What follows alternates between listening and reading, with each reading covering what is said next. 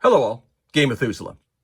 Thought I would give you a quick peek inside my D&D Zero travel box. A lot of people have asked to see some of my D&D Zero figures, and I thought, well, I can't really lay them all out without spending tons of time and effort. So I just thought I'd show you what my box looks like. This is about half the collection. Another third of this much, more than likely, I've given away over the years. Like this little female wizard right here. This was a historical figure, a Guinevere. I bought it immediately when Dungeons & Dragons came out and my girlfriend Pam wanted to play. This was her wizard all the way through. This was the high-level magic user you heard about that at one point in time she was considered to be the highest level magic user in Dungeons & Dragons in Southern California, and likely was. And of course, all the figures that I painted for her, I gave to her, so that sadly when we parted company, I have no idea where they are now. I don't keep in touch with her, unfortunately, anymore. So, and I never asked her previous to that whatever happened to her figures. But this is a lot of what's there. This is up top, what you see is a lot of my characters that I might travel with. So we would have human fighters over here of all types. Then from the fighters, we sort of kind of go into some different characters. These are clerics, priests, and the like, magic users, rogues. Some things are interspersed amongst that. They get placed in and placed out. But these are all figures that we utilized in the game. Some of these are still sporting the original paint jobs, some not. This is a kind of interesting figure. This was a 1976 original Ralpartha Balrog. Now, what was interesting about it is I had one of these and I painted with oils because that's what all the pro painters were doing at the time. They were painting all their stuff with oil paints, and it was really good. And it was fun. It was easy to blend. The figure looked very much like the one I'm holding in my hand right now. It was really beautiful. The shading was easy. It could be really done quite well. Much better than what you could do with most commercial paints and acrylics and enamels at that point. The problem is oils take forever to dry. So this took me a long time to paint and a much longer time for it to get dried so it can be utilized. Now, I believe that figure is in the possession of my friend Richard. I gave him a lot of my original D&D Zero figures. So he has a pretty nice collection of original figures. He's one of the guys who was with me on the first night I ever played D&D. And he wanted some of my figs, and I owed him some money. So in lieu of payment, I gave him figures. But there's stuff here dating back from before Dungeons & Dragons. A lot of the historical knights you see over here are from the period of time before Dungeons & Dragons came out. You know, these guys here painted by Steve Kish. The fascinating thing about these, some of these beautiful figures that Steve painted here. Let me see if I can show you one. This, we were just talking about flocking. I'm trying to get this away from, there we go. This, we were talking about flocking. That's the original flock from 1975. This is a historical figure with a John McEwen weapon added to it because to make it a little more panache, you know, a little nicer looking weapon than the sword he had. All hand painted by Steve Kish was. The most fascinating thing to me on this figure, I'm trying to get something in. This is all painted in enamel. This is not acrylic. There's no blending on this at all. There's no washes. There's no dry brushing. All detail on these Steve's figures early on were all brush strokes he put in. And he came up with some beautiful stuff doing that. I apologize that I'm hand holding this camera, but that's the way it goes. I want to show you one other little Steve Kish figure. This was his original character from 1975 that Steve Kish painted.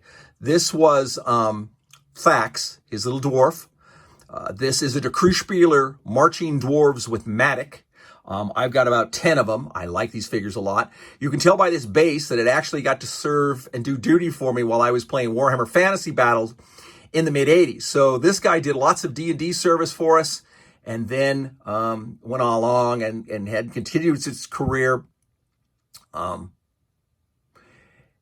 in Warhammer Fantasy and other things. Now, the interesting thing for here, Steve didn't know about rub and buff at the time when he painted this. So he was using silver paint, but he didn't want it to be so stark that it would look too shiny. So he kind of was using this gray mixed in with silver to get sort of this duller effect here.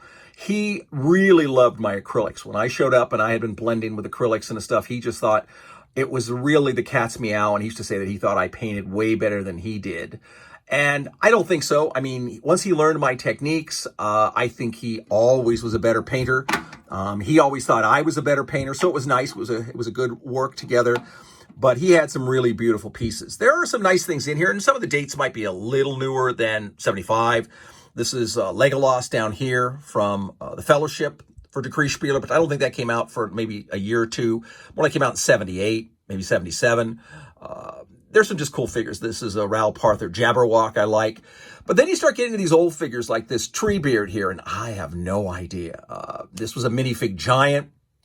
Again, that little troll back there was actually, I think, an ogre from Ral Partha. There's just tons of neat little miniatures, and I kind of just have them in here so I can use them when I'm playing D&D Zero.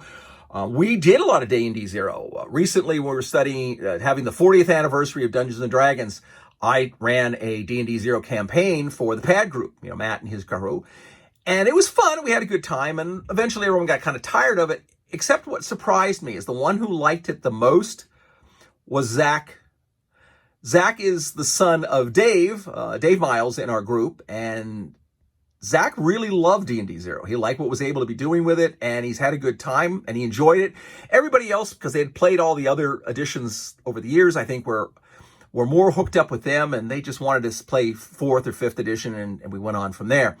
But he really liked D&D Zero, and I was pleased with that, because as I've told you, I really still have a great fondness for the original game. Dropping down to other things I have. Dead Men of Dun Harrow over here from Decrease Spieler again, custom cast, later Heritage. These are really nice. These undeads, of course, you can see were mounted for Games Workshop, and they did duty, obviously, long after the fantasy work was done. But until more than likely the mid-'80s, I did not find skeletons or zombies that I liked anywhere near as much as these. So these really were my go-to low-level undeads for skeletons or zombies or whatever, and they worked great. There are other things, obviously, as you went into ethereals, these little specters here. I'm not sure who made them. I mean, God, we had them at the shop, but there were a lot of companies, some Heritage, some going to be other things here. There's that little Ral Partha vampire I just painted. Ral Partha mummy, both from 76. There were the little, the wargs.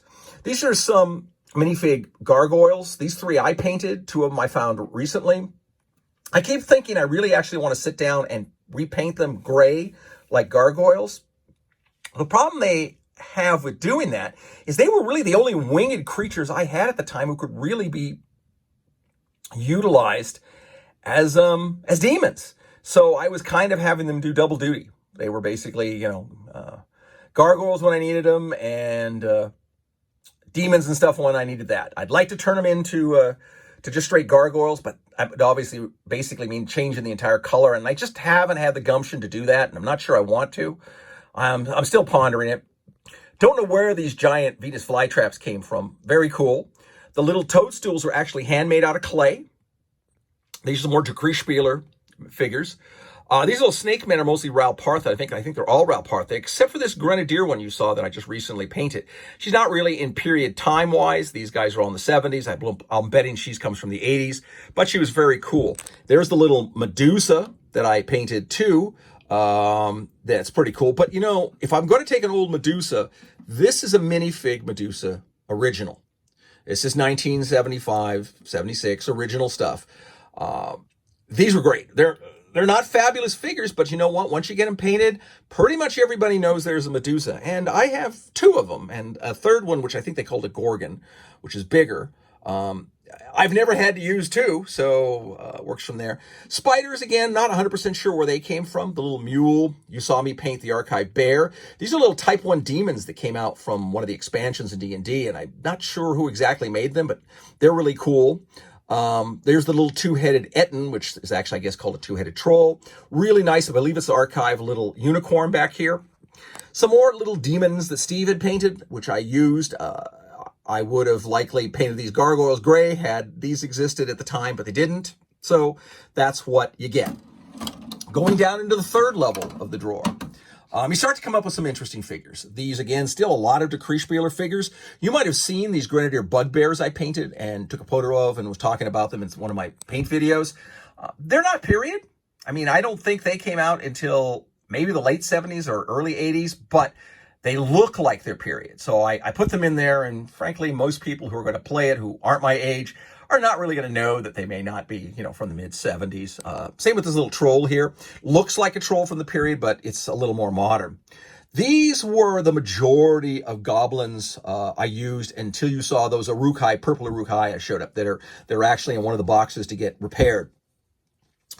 They're Snaga orcs, which were these little guys that are mostly in blue. And these are, again, Decreespieler.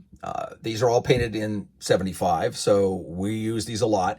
These are the little goblins that were also painted in 75. And you'll start to see that a lot of it has sort of brown, orange, and blue color coercion. And that was the colors they sort of got. That was the mass amount of goblins I had for maybe 2 years until I painted those Uruks. That was it. I mean, there really was not a lot else out there that looked that good. They started to come in, and I never got around to painting them, and I eventually painted the Uruk-hais, which you saw, which was where the Murphy Orc Trap came from. I love these harpies. These are very, very evocative, kind of really cool. And I bought these on eBay maybe 2 decades ago. There was this older guy, older than me, who was gotten in D&D, same time I did at the beginning. And he put up a bunch of really cool old figures. These harpies are really, I thought, were one of my favorites. There were tons of things. I got these. I got some gnolls. I got a bunch of characters. I got a bunch of demons. I got a bunch of other things from him. More of them a little bit more modern from like the early 80s. But when he was all done and he sold all the stuff he wanted to get rid of, he then sent me all his unpainted lead that he had, and I thought that was awesome. So some of it I painted, a lot of it I have sitting around. Some of it I've actually sold because it's vintage. I think I have another, 40 or 50 cobalts from more likely the early 80s that I could paint. The fact that I have 40 or 50 painted cobalts kind of keeps me from doing that. But these were all the things that we had, and this was it. These ropers might be a little older. I'm not sure when I got those and when they came out, but I just stuck them in here because we were using them in a game, and I knew they were pretty vintage. This was an interesting bunch, too. These are hard to find. There was a lot of stuff that came out fairly early, like dungeon paraphernalia. I have, in fact, I might put one up on my Patreon page as a giveaway. I have a little wizard slayer. It's like a little table and a bookcase, and this little wizard sitting in a chair. And these came out in the early 70s. And this little goblin child here. And this is a little goblin screaming baby. These paint jobs I haven't changed. I mean, this is the way they were painted way back ago. And they really never even had magnets. Don't think I used them. But once in a while I would throw them in when people were going in and attacking goblin lairs, and then the little babies would run, and it would make all the players feel guilty that they were, slaying, the fathers of the little women and children, or sometimes they'd be slaying the women and children. But there's a lot of things. This was a little green slime that was really bad. I think you may have seen it if you look on Old School Minis. Somebody painted it and showed it. He put it on a wall. It was kind of neat. So I just threw a bunch of glue and putty around these things, and then made a little one just out of clay or something. And there I had 2 black puddings. Ralpartha Chimera early on. Ralpartha Lamassu, also very cool. We used to have these things that Steve painted. These are Haradrim, I believe, Lord of the Rings. This is a Decreespieler, and Steve just painted them blue. So any sort of humanoid monster that we didn't have a figure for, well, that was usually them. Little air elemental, wingless dragon, very nice. I've got some very old dragons around here somewhere. They are totally trashed, and they're Steve's figs, and it really bugs me. I don't know how they got destroyed. I don't know whether it was, happened before I got them from Steve or after, but someday I'm going to have to clean them up and put them back together and let you guys see them, because these were pretty much the only thing available. They're not impressive dragons, but, in D&D Zero, you had what you could. This, in D&D Zero, would have been a really nice collection. Most people would not have had anywhere near this quantity, obviously, or quality, and I'm not tooting my own horn. I was a fairly decent painter in the 70s compared to most people. My fantasy figures looked really well. Dana learned from me. A lot of people used to come in the military shop, and I would sort of teach them how to paint, and then they would go off on their own and become great painters. In fact, I just talked to a guy, John, I don't want to name his name, because he worked for Disney for 20 years doing load-ins and arts and graphics and stuff. And he said, I owe my entire career to you teaching me how to paint D&D figures. So it's just fun. But this is what I'm doing, and I've got more likely close to this many more original 76 figures to paint, and I'm always on the lookout. I'm always looking for stuff. And right now, Decrease is what I hunt for, and it's somewhat easy still to find. Unfortunately, people now know that it's rare, so I don't seem to get the deals I used to get back 20 years ago. But what I'm really hunting for are the old Jack Scrooby figures. He didn't make many. He didn't make a large quantity of each of them. I mean, this guy was working out of Cambria in his little shed. I mean, but this guy was like sort of a pioneer of lead miniatures in Southern California, and I really would love to have more of his things. I think I maybe have one or two of his figures, but not much else, and I would love to at some point get an entire collection. That's a dream. I don't think it's likely to happen unless I run into a lot of money and find somebody who has them. They did get sort of re-released, so I think there is a company that started reproducing them using the molds and stuff. I haven't really had looked into them. I think it's called Noble something or other, Noble Knights maybe, and I don't know what they are, what they go for. But since these little they do have the molds for these little dwarves marching with Maddox, and I think 5 of those are $30. 6 of them used to be $3 when I bought them, so you can kind of get where economy goes. But a lot of these figures you can see that we use, they're still in their original type deal. I don't know, they're gonna maybe get changed or not. You never can tell. Most of these got used in miniature man-to-man games, so that's why they look the way they do. But this is it. This is my D&D carry collection. Like I said, have more. Oh, I'll show you one other thing here real quick. That little purple worm, you might have seen this I put up. This is the big purple worm. And each one of those little segments you see was an individual piece that had to be glued together. And if you glued it together, it would fall apart, which meant you had to drill and pin it to get it to hold. I've only seen one other of these. So anyway, dropping back at that, lots and lots of stories in here. I could more than likely keep running this video, pull out miniatures and tell you battles they were in, and we'd be here, till the weekend was over. And this video would be many hours long. But maybe we can share more things down the road. I just wanted you to see this and let you know, how much I love the original D&D Zero. So until we have a chance to speak again, fight me devils fight, for I hate peace. Game on.